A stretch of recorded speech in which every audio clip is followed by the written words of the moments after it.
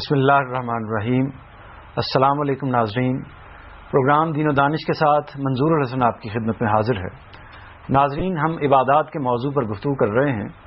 جناب جاوید احمد صاحب غامدی ہمارے ساتھ موجود ہیں۔ غامدی صاحب، ہم کل گفتگو کر رہے تھے نماز کی اہمیت کے حوالے سے۔ آج تھوڑی سی آپ اس موضوع پر روشنی ڈالیے کہ نماز کی تاریخ کیا ہے، اس کا کیا تاریخی پس منظر ہے؟ قرآن مجید سے تو یہ معلوم ہوتا ہے کہ نماز کا حکم انبیاء علیہ السلام کی تعلیمات میں ہمیشہ رہا ہے۔ اللہ تعالیٰ نے جس پیغمبر کو بھی خدا کا دین دیا ہے اس کو نماز کی تلقین ضرور کی ہے۔ نماز کے بارے میں قرآن مجید نے جگہ جگہ صراحت کی ہے اور ایک ایک پیغمبر کا نام لے کر صراحت کی ہے کہ جب ان کو اللہ کے دین کی ہدایت ملی اور ان کو دنیا کی طرف مبعوث کیا گیا اور ان سے یہ کہا گیا کہ وہ جا کے اپنی قوم کو خدا کا پیغام پہنچائیں، تو ان کو پہلا حکم یہی دیا گیا کہ نماز کا اہتمام کرو۔ سیدنا ابراہیم علیہ السلام کے بارے میں یہ بات بیان ہوئی ہے، سیدنا اسماعیل علیہ السلام کے بارے میں، سیدنا اسحاق کے بارے میں، اسی طرح سیدنا موسیٰ علیہ السلام، سیدنا مسیح علیہ السلام، سب کے بارے میں یہ بات بیان ہوئی ہے۔ تو اس سے یہ بات واضح ہو جاتی ہے کہ نماز دین کا ہمیشہ حصہ رہی ہے، یعنی اللہ تعالیٰ کے ساتھ تعلق کا چونکہ یہ سب سے بڑا اظہار ہے، اس وجہ سے دین کی ہدایت کبھی اس سے خالی نہیں رہی۔ دین دو چیزوں کا نام ہے، ایک چیز ایمان و اخلاق ہے اور دوسری شریعت ہے۔ شریعت میں اہم ترین باب عبادات کا ہوتا ہے، یعنی خدا کے ساتھ آپ کے تعلق کی اساسات کیا ہیں اور خدا کے ساتھ اس تعلق کا اظہار ہم کیسے کریں گے، اسی کو عبادات کہا جاتا ہے۔ تو عبادات کے باب میں نماز غیر معمولی اہمیت کی حامل ہے، چنانچہ دین کی ہدایت کبھی اس سے خالی نہیں رہی۔ اس لحاظ سے نماز کی تاریخ اسی دن سے شروع ہو جاتی ہے جب سیدنا آدم علیہ السلام کو اللہ تعالیٰ نے اپنے دین کی ہدایت دی۔ لیکن کیا نماز کی نوعیت یہی تھی جو اس وقت ہم 5 وقتہ نماز ایک طرح سے پڑھتے ہیں، یا اس سے کچھ مختلف اوراد تھے، اذکار تھے جس کو لوگ نماز سے تعبیر کرتے تھے، یا ادھیان میں نماز سے تعبیر کیا جاتا تھا؟ جتنی تاریخ ہمیں نماز کی معلوم ہے اس سے یہ واضح ہوتا ہے کہ رکوع، سجود، قیام یہ سب اعمال کی حیثیت سے نماز کا حصہ رہے ہیں۔ اسی طریقے سے اذکار میں دعائیں شامل رہی ہیں، اللہ کی حمد و ثنا شامل رہی ہے، یہ چیزیں جو اب ہماری نماز میں اسی طرح شامل رہی ہیں۔ لیکن ظاہر ہے کہ جب قرآن نازل ہوا تو مثال کے طور پر قرآن پڑھنے کی ہدایت کر دی گئی، تو یہ تبدیلیاں اور تغیرات تو ہوتے رہے ہیں، لیکن نماز کے اعمال میں جو چیزیں اس وقت شامل ہیں یہ بھی اسی طرح رہی ہیں، اور نماز کے اذکار بھی کچھ نہ کچھ رہے ہیں۔ اور اس میں ظاہر ہے کہ جو کتابیں اللہ نے پہلے نازل کی ہیں اس میں اگر کچھ دعائیں اور مناجاتیں تھیں تو وہ نماز کا حصہ بنا دی گئی۔ آپ زبور کی مناجاتوں کو دیکھیے، زیادہ تر مسیحی وہی مناجاتیں پڑھتے ہیں، اسی طرح یہود کے ہم بھی وہی مناجاتیں پڑھی جاتی ہیں۔ تو اس سے صاف واضح ہوتا ہے کہ نماز کے اذکار کی نوعیت بھی کم و بیش یہی رہی ہے اور نماز کے اعمال بھی کم و بیش یہی رہے ہیں۔ ان کی ترتیب میں کچھ تھوڑا بہت فرق اگر اللہ تعالیٰ کے رہا ہے تو یہ تصور کیا جا سکتا ہے، باقی جہاں تک نماز کی عمومی حیت ہے وہ ایک حد تک وہی ہے جو ہمارے ہاں ہے۔ اوقات کے بارے میں خود رسالت مآب صلی اللہ علیہ وسلم کی حدیث سے بھی یہ بات واضح ہوتی ہے، نماز سے قرآن مجید سے بھی واضح ہوتی ہے کہ وہ یہی 5 اوقات رہے جو اب ہمارے لیے۔ قدیم صحائف میں بھی نماز کا ذکر ہے؟ قدیم صحائف میں بھی نماز کا جگہ جگہ ذکر ہے، آپ انجیل کو پڑھیے، آپ بائبل کی دوسری کتابیں کا جو ہم مسلمانوں کے ہم پایا جاتا ہے، بالکل اسی تصور کا ہے۔ وقت کے لحاظ سے نماز پڑھی جا رہی ہے، ان کے اوقات بیان ہوتے ہیں باقاعدہ، 3 وقت کی نماز، 2 وقت کی نماز، 5 وقت کی نماز، ان نمازوں کو کس طریقے سے ادا کیا جائے گا، کیسے وہ کھڑے ہوتے تھے۔ نمازیں کم تھیں مسلمانوں کے مقابلے میں، ذکر مختلف نمازوں کا ہوتا ہے، نمازیں تو 5 ہی رہی ہیں ہمیشہ سے۔ میں نے اس سے پہلے آپ کی خدمت میں عرض کیا ہے کہ جب جبریل امین نے رسالت مآب صلی اللہ علیہ وسلم کو نماز کے اوقات کی تعین کے لیے بعض چیزیں بتائیں، تو جب وہ تعین ہو چکی اس کے بعد یہ فرمایا کہ یہ وہی 5 اوقات ہیں جن میں تمام انبیاء علیہ السلام نماز پڑھتے رہے ہیں۔ تو نماز کے اوقات بھی یہی رہے ہیں، نماز کی حیثیت بھی بحیثیت مجموعی یہی رہی ہے۔ اذکار میں البتہ یہ صاف معلوم ہوتا ہے کچھ تبدیلیاں کی جاتی رہی ہیں۔ اس وقت جو یہود یا نصارہ اپنی دعائیں کرتے ہیں یا مناجات کرتے ہیں یا نماز پڑھتے ہیں، اس میں ہماری اس نماز کا کوئی عکس ہے؟ اس وقت تو قرآن مجید یہ کہتا ہے کہ یہود نے اضاء الصلاۃ، نماز کو ضائع کر دیا۔ سب سے بڑا جو یہود پر اعتراض ہے قرآن کا وہ یہی ہے کہ نماز انہوں نے ضائع کر دی، اور مسیحیوں کا معاملہ یہ ہے کہ انہوں نے پوری کی پوری شریعت ہی کے بارے میں یہ فیصلہ کر لیا کہ یہ بنی اسرائیل کے لیے تھی، یہ ہمارے لیے نہیں ہے۔ چنانچہ ان کے ہاں دعا و مناجات کی صورتیں تو باقی رہ گئی ہیں، اور وہ دعا وہ کھڑے ہو کر بھی کرتے ہیں، بیٹھ کر بھی کرتے ہیں، گھٹنوں کے بل جھک کے بھی کرتے ہیں، لیکن نماز کی موجودہ حیت پر کاربند نہیں رہے۔ مشرکین عرب کے ہاں کیا صورتحال تھی؟ مشرکین عرب کے ہاں بھی نماز کا ذکر ملتا ہے۔ سیدنا ابو ذر غفاری اپنے اسلام لانے کی جو روایت بیان کرتے ہیں اس میں وہ یہ کہتے ہیں کہ رسالت مآب صلی اللہ علیہ وسلم کے بارے میں ابھی میں نے سنا بھی نہیں تھا کہ آپ نے نبوت کا دعویٰ کیا ہے، لیکن میں نماز کا پابند ہو چکا تھا۔ تو ظاہر ہے کہ نماز کو پڑھتے تھے، اور نماز کا اہتمام کرنے کے بارے میں خود قرآن کے اندر بھی اشارات موجود ہیں۔ لیکن بعض روایتوں میں جس طرح کا بیان ہوا ہے کہ نماز میں یعنی غالباً بخاری کی روایت ہے یا بعض دوسری روایات میں کہ ان کی نماز اصل میں تالیاں پیٹنا، اسی طریقے سے سیٹیاں بجانا، اس طرح کی نماز تھی. کعبہ میں جاتے تھے، تالیاں بجاتے تھے، سیٹیاں بجاتے تھے. اسی طرح بعض روایتوں میں یہ بھی بیان ہوا ہے غالباً زید بن عمرو کے حوالے سے کہ وہ کعبے کے پاس کھڑے ہو کر یہ کہتے تھے کہ اللہ تعالیٰ میں نہیں جانتا کہ میں پرستش کیسے کروں، تو مجھے بتا، کوئی راستہ سجھائی دے کہ جس کے بعد میں تیری عبادت کرنے کا سلسلہ شروع کروں. تو اس سے تو یہ واضح ہوتا ہے کہ کوئی یعنی اگر ان روایتوں کو دیکھا جائے تو اس سے تاثر یہ ہوتا ہے کہ کوئی تصور نہیں تھا اس طریقے سے نماز. نہیں، وہ تو قرآن مجید کی آیت ہے اور روایت نہیں ہے. اس میں یہ بتایا گیا کہ طواف کے موقع پر انہوں نے یہ چیزیں اس میں داخل کر لی تھیں. قریش کی بدعتوں کا بہت کچھ ذکر ہے، اور جب کوئی قوم نماز کو ضائع کرتی ہے یا دین کو ضائع کرتی ہے تو ظاہر ہے کہ کچھ نہ کچھ چیزیں اس کی جگہ لے لیتی ہیں. تو انہوں نے طواف میں، وہاں صلاۃ کا لفظ طواف کے لیے ہے، ما کان صلاتهم الا مقام تصدیہ، اور یہ قرآن مجید کی آیت ہے، قرآن مجید نے بتایا ہے. لیکن نماز کا تصور بھی موجود تھا، طواف بھی اسی طریقے سے موجود تھا. اس کے اندر کچھ بدعتیں انہوں نے داخل کر لی ہوئی تھیں. یہ جو ایک جلیل القدر دین حنیف کے پیروں کے بارے میں بات بیان کی گئی ہے، تو وہ اصل میں ان کی یہ خواہش ہے کہ مجھے بالکل ٹھیک معلوم ہو جائے کہ کہاں مجھے اللہ کی عبادت کرنے کے لیے کیا طریقہ اختیار کرنا ہے. ورنہ اللہ کی عبادت کا ایک بہت بڑا حصہ تو حج ہے، اس کے سارے مناسک اسی طرح موجود تھے. اس کے اندر بھی چند بدعتیں تھیں جو قریش نے داخل کر رکھی ہوئی تھی، ان کی اللہ تعالیٰ نے اصلاح فرما دی. تو دین ابراہیمی کی روایت میں بھی نماز موجود تھی، نماز جنازہ موجود تھی، جمعے کے دن کا اجتماع موجود تھا. اس سب کا ذکر ان کی تاریخ میں آتا ہے. دین ابراہیمی سے مراد وہ دین جس پر مشرکین عرب عمل کر رہے. سیدنا ابراہیم علیہ السلام کی اولاد ہیں وہ. سیدنا اسماعیل کو اسی بیت اللہ کی تولیت کے لیے یہاں آباد کیا گیا تھا، اسی سے ان کی نسل پھیلی ہے. تو عرب اصل میں سیدنا اسماعیل علیہ السلام کی ذریت میں سے ہیں. اس وجہ سے ابراہیمی دین کی روایت ان کے ہاں پوری طرح موجود تھی. ابراہیمی دین کی بہت سی چیزیں وہ اختیار کیے ہوئے تھے، اس میں خرابیاں پیدا کر بیٹھے تھے، بدعتیں داخل کر بیٹھے تھے، اور کچھ چیزوں کو ضائع بھی کر چکے تھے، ان کو زندہ کر دیا گیا. اچھا، بخاری کی وہ روایت ہے ابھی آپ نے ذکر کیا کہ 5 نمازیں ہمیشہ سے ایک طرح سے رہی ہیں ادیان میں مختلف. تو اس میں بخاری کی روایت ہے جس میں واقعہ معراج بھی بیان ہوا ہے کہ نبی صلی اللہ علیہ وسلم جب معراج کے موقع پر اللہ تعالیٰ کی بارگاہ میں گئے تو اس موقع پر اللہ تعالیٰ کی طرف سے 50 نمازیں فرض کی گئیں. پھر واپس آئے تو سیدنا موسیٰ سے ملاقات ہوئی، انہوں نے کچھ تجویز دی یا مشورہ دیا. پھر نبی صلی اللہ علیہ وسلم نے پھر واپس گئے اللہ کی بارگاہ میں. اس کے نتیجے میں آہستہ آہستہ یہ معاملہ یہ ہوا کہ 50 نمازیں کم ہو کر 5 تک رہ گئیں. تو اس سے تو یہی ظاہر ہوتا ہے کہ اصل میں تو 50 نمازیں تھیں اللہ تعالیٰ کی طرف سے. یہ ایک تمثیل ہے، اور رسالت پاک صلی اللہ علیہ وسلم کو اس کے ذریعے سے نماز کی حقیقت بتائی گئی ہے. یعنی اصلاً تو اللہ تعالیٰ کی بندگی کا تقاضا یہ ہے کہ آدمی 50 مرتبہ ہی اس کے حضور میں حاضر ہو، لیکن یہ 5 مرتبہ کی نماز بھی کفایت کر جاتی ہے. تو یہ تمثیل ہے، نہ کہ کوئی حقیقی واقعہ ہے. اس طرح کی بہت سی چیزیں آپ کو ان روایات میں ملیں گی. مثال کے طور پر جنت اور دوزخ کا مشاہدہ کرایا گیا، اس میں لوگوں کو عذاب دیتے ہوئے دکھایا گیا. یہ واقعات تو ابھی نہیں ہوئے، تو ممثل کر کے یہ ساری چیزیں دکھائی گئیں. یہ تمثیل کا اسلوب ہے، اور تمثیل میں بعض اوقات بہت سی حقیقتوں کو بتایا جاتا ہے. اس کو اگر سمجھنا ہو تو انجیل کو پڑھنا چاہیے، جس میں سیدنا مسیح علیہ السلام نے اسی طرح کی تمثیلوں کے ذریعے سے بہت سے حقائق سمجھائے ہیں. تو یہ در حقیقت ایک تمثیل کے انداز میں یہ بتایا گیا ہے کہ نماز کا مطالبہ اصل میں کیا ہے، اور بندے کو کس حد تک اللہ تعالیٰ نے اس کا مکلف ٹھہرایا ہے. یعنی اس سے اگر یہ مفہوم اخذ کیا جائے کہ اصل میں جو جیسے کہ ان روایتوں میں بیان بھی ہوا ہے کہ 50 نمازوں کے بقدر 5 نمازوں کو اللہ تعالیٰ نے مسلمانوں پر نافذ کیا. اس سے یہی بتانا مقصود ہے، یعنی یہ بتانا مقصود ہے کہ اللہ تعالیٰ نے اپنی بندگی کا جو حق انسان پر قائم کیا ہے وہ تو 50 نمازوں سے بھی ادا نہیں ہوتا، لیکن اللہ تعالیٰ کا یہ کرم اور اس کی عنایت اور اس کا احسان ہے کہ اس نے 5 وقت کی حاضری کو ہمارے لیے لازم ٹھہرا دیا ہے. اچھا، یہ نماز ہمیں ملی کیسے ہے؟ یعنی قرآن مجید جب ہم پڑھتے ہیں تو اس میں نماز کا اگرچہ بار بار ذکر ہوا ہے، بے شمار مقام پر اس کا ذکر ہوا ہے، لیکن یہ نہیں کہیں بھی ذکر کہ اس کے اعمال کیا ہیں، یعنی پڑھنی کیسے ہے. اس کے اذکار بھی پورے طریقے سے نہیں اس میں اس کے اندر بیان ہوئے. تو کیا ہم اس کو قرآن مجید سے تو نہیں مل رہی، احادیث سے اخذ کریں گے، کس چیز سے اس کو اخذ کریں گے؟ دیکھیے، ابھی ہم نے یہ اس پہ بحث کی کہ نماز کوئی اجنبی چیز نہیں تھی. اس کی ابتدا رسالت میں آپ صلی اللہ علیہ وسلم سے نہیں ہوئی. تمام انبیاء کے دین میں نماز رہی ہے. ابراہیمی دین میں بھی نماز تھی، یہود و نصارہ بھی نماز کا اہتمام کرتے تھے، اور رسالت میں آپ صلی اللہ علیہ وسلم سے پہلے جو لوگ دین حنیف کے پیرو تھے وہ کسی نہ کسی طریقے سے نماز پڑھتے تھے. تو نماز موجود تھی، اس کی حیت بھی موجود تھی، قرآن نے اسی کا حکم دیا.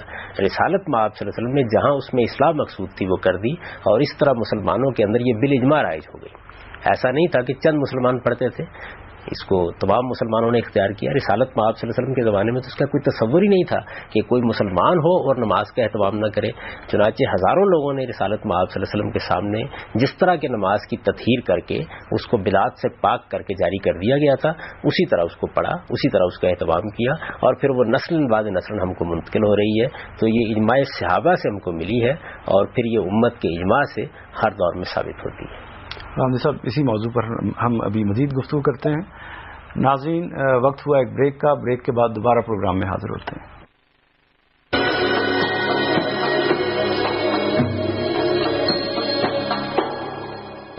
ناظرین پروگرام میں دوبارہ خوش آمدید. عامر صاحب آپ نے فرمایا کہ صحابہ کے اجماع سے یہ نماز ہمیں ملی ہے مسلمانوں کو, تو اس کا ذکر قرآن مجید میں کیوں نہیں کیا گیا؟ یعنی یہ تو کیا جا سکتا تھا. قرآن مجید ایک بڑی جامع کتاب ہے, بے شمار چیزیں اس کے اندر بیان ہوئی ہیں, دین کے تمام اجزاء اس کے اندر احاطہ کیے ہوئے ہیں, تو نماز کی تفصیلات بالکل بیان کی جا سکتی تھی اس کے اندر, تو اللہ تعالیٰ نے کیوں اس کا التزام نہیں کیا؟ میں نے اس سے پہلے آپ کے ایک سوال کے جواب میں ذکر کیا ہے کہ نماز ایک معروف چیز تھی. لوگ نماز پڑھتے تھے, نماز سے واقف تھے. یہ غلط فہمی ان لوگوں کو ہوتی ہے جو قرآن کو دین کی پہلی کتاب سمجھتے ہیں. قرآن دین کی آخری کتاب ہے. اللہ کا دین سیدنا آدم علیہ السلام سے شروع ہو چکا تھا. دین ابراہیمی کی روایت بھی عرب کے اندر موجود تھی. لوگ حج کرتے تھے. خود رسالت میں آپ صلی اللہ علیہ وسلم کے بارے میں یہ معلوم ہے کہ بعثت سے پہلے, یعنی جب ابھی آپ کو نبوت کے منصب پر فائز نہیں کیا گیا, تو اس وقت آپ نے حج کیا اور بالکل ٹھیک ابراہیمی طریقے کے مطابق کیا. قرآن مجید نے حج کی تفصیلات بھی خود نہیں بیان کی, قرآن نے زکوٰۃ کی تفصیلات بھی نہیں بیان کی. اس کی وجہ یہ ہے کہ یہ تمام اعمال انجام دیے جا رہے تھے. ان میں سے بعض چیزیں فراموش کر دی گئی تھیں, ان کے بعض اجزاء کے بارے میں غلط فہمی تھی, بعض جگہ بدعت داخل ہو گئی تھی. قرآن مجید نے صرف ان کی اصلاح کی ہے.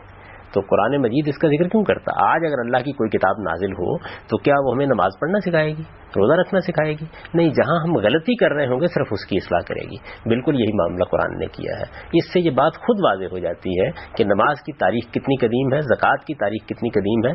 زکوٰۃ کی جو شرح ہمارے ہاں یہی تورات میں بھی ہے. نماز کے جو آداب ہمیں بتائے گئے ہیں یہی تورات و انجیل میں ہی بتائے گئے ہیں. انبیاء علیہم السلام بھی نماز کا اسی طرح اہتمام کرتے رہے ہیں. تو اس وجہ سے قرآن مجید میں اس کی ضرورت ہی نہیں تھی کہ اس کی تفصیلات بیان کی جاتی. جہاں غلطی ہو رہی تھی صرف قرآن نے اس کی اصلاح کر. لیکن اس صورت میں زیادہ محفوظ نہ ہو جاتی صورت ہے؟ اب بھی محفوظ ہے. قرآن مجید بھی مسلمانوں کے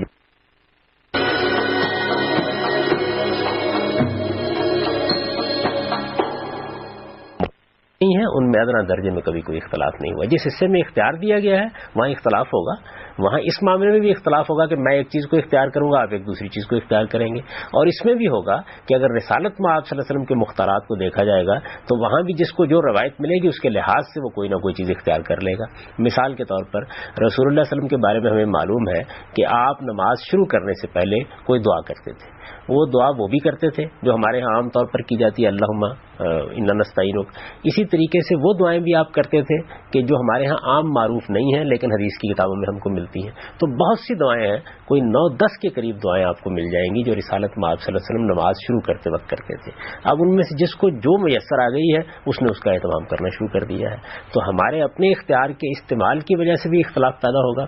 اصل میں غلطی یہ ہو رہی ہے کہ لوگ اس فرق کو نہیں جانتے. وہ نماز کی دونوں چیزوں کو جمع کر دیتے ہیں اور پھر یہ خیال کرتے ہیں کہ اب بڑا اختلاف پیدا ہو گیا. ایک دائرہ ہے جس میں آپ کو اختیار دیا گیا ہے, اس میں آپ اپنے اختیار کو استعمال کریں اور دوسرے کے اختیار پر نکتہ چینی نہ کریں. اور جس دائرے کو مقرر کر دیا گیا ہے اس میں چونکہ کوئی اختلاف ہی نہیں, اس وجہ سے بحث و نزاع کی کوئی گنجائش نہیں. ابھی تھوڑی سی میرے فہم کا شاید مسئلہ ہے, بہرحال تھوڑی سی اس میں مسئلہ مجھے محسوس ہو رہا ہے کہ ہمارے پاس بخاری ہے, ہمارے پاس مسلم ہے, دیگر حدیث کی کتابیں ہیں. یہ تو 200-250 سال بعد کم بیش نبی صلی اللہ علیہ وسلم کی اس دنیا سے رخصت ہو جانے کے بعد منظر عام پر آئی ہیں. اس سے پہلے کا جو عرصہ ہے, یعنی ہمارے پاس اب بخاری یا دیگر کتابیں جو موجود ہیں ان کو ہم دیکھتے ہیں اور نماز کی تفصیلات جان لیتے ہیں. اس سے پہلے لوگ کیا کرتے تھے؟ نہیں, اب بھی ہم ایسا نہیں کرتے. ایک نماز کی ایک حیث وہ ہے جو امت کے اندر بالاجماع رائج ہے, جو تواتر عملی سے منتقل ہو رہی ہے, ان کی مسجدوں میں نماز پڑھی جا رہی ہے, اس کو بچے اخذ کر لیتے ہیں, نسل بعد نسل نماز منتقل ہوتی رہتی ہے. اس کے وہی مختارات ہیں, یعنی رسالت میں آپ صلی اللہ علیہ وسلم نے فلاں موقع پر کیا کیا, فلاں موقع پر کیا کیا, جو ہم حدیث کی کتابوں میں بھی دیکھتے ہیں اور وہ حدیثی کتابوں میں دیکھے جا سکتے ہیں. اس کی وجہ یہ ہے کہ رسالت میں آپ صلی اللہ علیہ وسلم نے اگر کوئی انفرادی طور پر چیز اختیار کی ہے تو وہ روایتی میں بیان ہوگی, اور روایات کا سب سے بڑا ذخیرہ ذخیرہ ہمارے پاس انہیں کتابوں میں ہے. جب یہ کتابیں مرتب نہیں ہوئی تھیں اس وقت بھی یہ روایتیں بیان کی جاتی تھیں. لوگ زبانی ان باتوں کو بیان کرتے تھے. جب تدوین کا دور آیا تو مصنفین نے انہیں چیزوں کو لکھ دیا ہے اور یہ دنیا کے ہر علم میں ہوتا ہے. یعنی پہلے مرحلے میں چیزیں زبانی روایات کی صورت میں موجود ہوتی ہیں, لوگ ان کو اخذ بھی کر رہے ہوتے ہیں اور جس کو جتنی مل جاتی ہے اس کے مطابق عمل بھی کر رہا ہوتا ہے. پھر وہ دور آتا ہے کہ جب تصنیفات ہوتی ہیں, ادھر ادھر کا سارا علم اکٹھا کیا جاتا ہے, اس کو مدون کر کے ایک کتاب میں مرتب کر دیا جاتا ہے, پھر لوگ اس کتاب کی طرف رجوع کر لیتے ہیں. تو یہ دنیا کے ہر علم میں ہوتا ہے. جی ابھی بھی میں واضح نہیں ہوا پوری طرح کہ ایک طرف ہم دیکھتے ہیں کہ قرآن مجید میں بھی اس کی تفصیلات موجود نہیں ہیں, حدیث بھی ایک زمانے کے بعد مرتب ہوئی ہے, تو پھر وہ کیا چین بنتی ہے, یعنی جیسے ہم مجھ تک کیسے پہنچتی ہے نماز؟ مسلمانوں کا اجماع, مسلمانوں کے علماء, مسلمانوں کے فقہاء. اجماع کا مطلب یہ ہوتا ہے کہ سب مسلمان ایک چیز کو علمی طور پر مانتے ہیں, ان کے اہل علم اس بات کو بیان کرتے ہیں, وہ اپنے بچوں کو بتاتے ہیں, تو ظاہر ہے کہ اپنے اہل علم کے ذریعے سے سیکھی ہوئی بات بتا رہے ہوتے ہیں. اور یہ ایک آدمی نہیں بتا رہا ہوتا ہے, ایک جمع غفیر بتا رہا ہوتا ہے, کسی کو اس معاملے میں کوئی تردد نہیں ہوتا. آپ نے جب آنکھ کھولی شعور کی تو آپ کے گرد و پیش میں نماز پڑھی جا رہی تھی. آپ مسجد میں گئے, آپ نے لوگوں کو نماز پڑھتے ہوئے دیکھا, آپ نے کسی جگہ پہ نماز کا ذکر سنا تو لوگوں نے آپ کو اس کی تفصیلات بتا دی. تو اس طریقے سے اس کو کہتے ہیں کہ ایک تواتر کے ذریعے سے لوگوں کے اتفاق کے ساتھ ایک چیز منتقل ہو رہی ہے. اب وہ چیز کتابوں میں بھی ثبت ہوگی, اس کو فقہاء بھی بیان کریں گے, اس کو محدثین بھی بیان کریں گے. یعنی جس وقت ہم کسی چیز کے بارے میں عمومی طور پر واقف ہو جاتے ہیں پھر ہماری کتابوں میں بھی لکھ دی جاتی ہے. تو کتابوں میں لکھی ہوئی وہی نماز ملے گی آپ کو, وہ حدیث کی کتابیں ہوں, وہ فقہ کی کتابیں ہوں, تاریخ کی کتابیں ہوں. مسلمانوں کے عمومی عمل میں بھی وہی نماز آپ کو ملے گی. ان کے علماء تعلیم دے رہے ہوں گے تو وہی نماز بیان کر رہے ہوں گے, ان کی مسجدیں قائم ہوں گی تو ان میں وہی نماز پڑھی جا رہی ہوگی. یہ رسالت مآب صلی اللہ علیہ وسلم نے جب مسجد نبوی قائم کی تھی اس وقت سے لے کے آج تک بغیر کسی انقطاع کے اسی طرح پڑھی جا رہی ہے. جی غامدی صاحب, اس وقت بریک کا ایک موقع ہے. ناظرین, ہم بریک کے بعد آپ کی خدمت میں دوبارہ حاضر ہوتے ہیں. ایک طرح کی مناٹنی پیدا ہو جاتی ہے, اس کو دور کرنے کے لیے یہ بڑا عمدہ طریقہ اختیار کیا گیا کہ ایک حصے کو مقرر کر دیا گیا, ایک حصہ اختیار پر چھوڑ دیا گیا. وہ اختیاری حصہ ہے جس میں صحابہ میں بھی اختلاف ہوتا ہے. ہمارے ہاں تو اس طرح کے اختلافات کی بنیاد پر کفر کے فتوے صادر ہو جاتے ہیں. یہ ہماری بدقسمتی اور بدنصیبی ہے.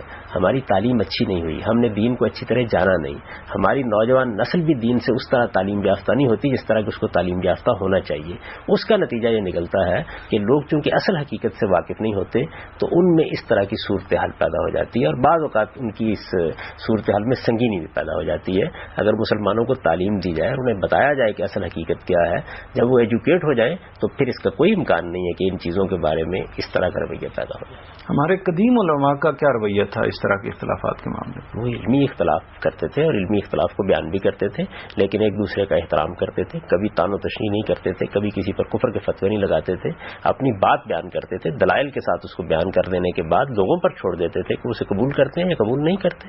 تو ہمارے علماء کا جلیل القدر علماء کا رویہ ہمیشہ یہی رہا. اختلاف کرنے میں کوئی حرج کی بات نہیں ہے, جن معاملات میں ہمیں اختیار دیا گیا وہاں ہم اختلاف کریں گے. بعض جگہوں پر فہم کا اختلاف بھی ہو جائے گا. قرآن مجید اللہ کی کتاب ہے, اس کے سمجھنے میں بھی اختلاف ہو جاتا ہے. تو اختلاف کے ذریعے سے تو اصل میں حقائق کھلتے ہیں, نئی نئی راہیں سامنے آتی ہیں. اگر ارسطو سے نیوٹن اختلاف نہ کرتا اور نیوٹن سے آئنسٹائن اختلاف نہ کرتا تو کائنات کی کتنی بڑی حقیقتیں ہیں جو ہم پر واضح نہ ہوتی. جب آپ قرآن کو پڑھتے ہیں تو اس کے اندر بھی ایک جہان مانی ہے, اس کو دریافت کرنے میں ایک دوسرے سے بعض اوقات اختلاف ہو جاتا ہے. اختلاف میں کوئی خرابی نہیں ہے, اصل خرابی مخالفت اور اناد میں ہے. اگر ہم میوچل رسپیکٹ کے ساتھ, باہمی احترام کے ساتھ ایک دوسرے کی بات سنیں, مکالمے کا ماحول رکھیں, بڑے سے بڑے اختلاف کو بھی ہنسی کے ساتھ اور خوش دلی کے ساتھ برداشت کریں تو پھر کوئی اس کا سوال نہیں ہے کہ ہمارے ہاں یہ صورتحال پیدا ہو جائے.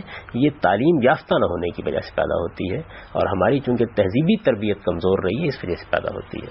اگر دین کے معاملے میں لوگوں کو حقیقی طور پر تعلیم یافتہ بنا دیا جائے تو اس کا کوئی امکان نہیں ہے کہ وہ اس اختلاف کو مخالفت اور اناد میں بدل دیں گے.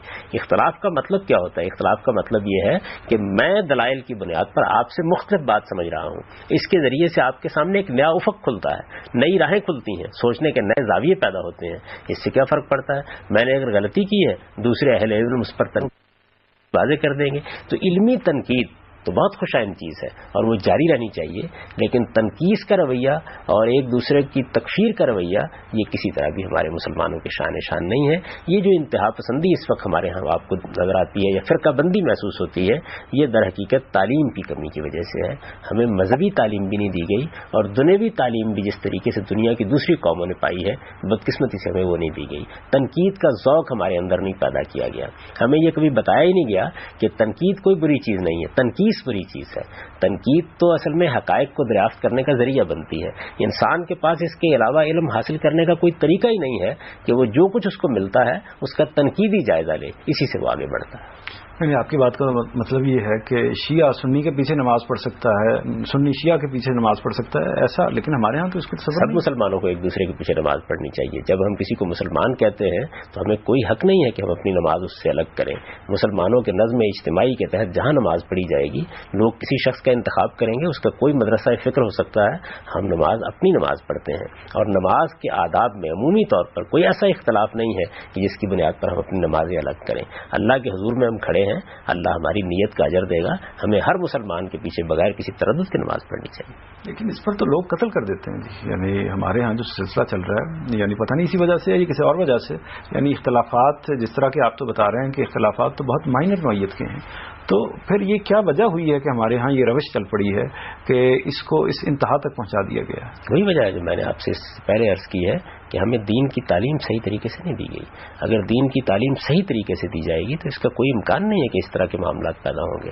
اگر لوگ یہ فیصلہ کر لیں کہ انہیں دلیل کی بنیاد پر رائے قائم کرنی ہے، ان کے ساتھ کوئی تعصب وابستہ نہیں ہے، وہ ہر ایک کی بات سنیں گے، وہ مکالمہ کریں گے، وہ جہاں کوئی علمی اختلاف ہوگا اس پر دلائل دیں گے، ایک دوسرے کے دلائل کو سنیں گے اور غور کریں گے ایک دوسرے کے اوپر، اپنی فرقہ بندیوں کی بنیاد پر حصار نہیں بنائیں گے بلکہ ایک دوسرے کے لیے دروازے کھلے رکھیں گے۔ یہ تربیت اگر آپ لوگوں کو دے دیں تو یہ چیز نہیں پیدا ہوگی۔ ہم تو چونکہ اس طرح کی تعلیم پائے ہوئے نہیں ہیں اور ہمارے علماء بھی بدقسمتی سے یہ تعلیم اپنے پیروکاروں کو نہیں دیتے۔ ہمارے تمام علماء کو یہ چاہیے کہ وہ اپنی بات سننے والوں کو، اپنے ساتھ محبت کرنے والوں کو یا اپنی پیروی کرنے والوں کو یہ بتائیں کہ ہمارے اوپر وحی نہیں آتی، ہم پیغمبر نہیں ہیں، ہم انسان ہیں، ہم نے دین کو دیانتداری کے ساتھ سمجھا ہے، ان دلائل کی بنیاد پر سمجھا ہے، یہ ہم تمہارے سامنے رکھ رہے ہیں، اس میں غلطی ہو سکتی ہے، تم دوسروں کی بات بھی سنو اور اگر کوئی غلطی واضح ہو جائے تو اس کی اصلاح کر لو، کیونکہ ہمیں پیروی اصل میں محمد الرسول اللہ صلی اللہ علیہ وسلم کی کرنی ہے۔ تمام دوسرے جتنے بھی اہل علم ہیں وہ ہمارے مددگار اور ہمارے رہنما ہیں، ان کا کام یہ ہے کہ ہمیں رسالت میں آپ صلی اللہ علیہ وسلم تک پہنچائیں، بس اپنی ذمہ داری کو وہ دلائل کے ساتھ انجام دیں اور لوگوں کو تلقین کریں کہ وہ اپنے دل و دماغ کو کھلا رکھیں، تو اس کے بعد یہ صورت نہیں پیدا ہو سکتی جس کو آپ بیان کر رہے ہیں۔ یہ صرف جہالت ہے کہ جو قتل و قتال تک نوبت پہنچا دیتی ہے۔ جی عامر صاحب، آپ کو بہت شکریہ کہ آپ نے ان موضوعات پر کھل کے گفتگو کی ہے۔ ناظرین، پروگرام کا وقت اب ختم ہو رہا ہے، انشاءاللہ ہم کل پھر اسی وقت حاضر ہوں گے۔ خدا حافظ۔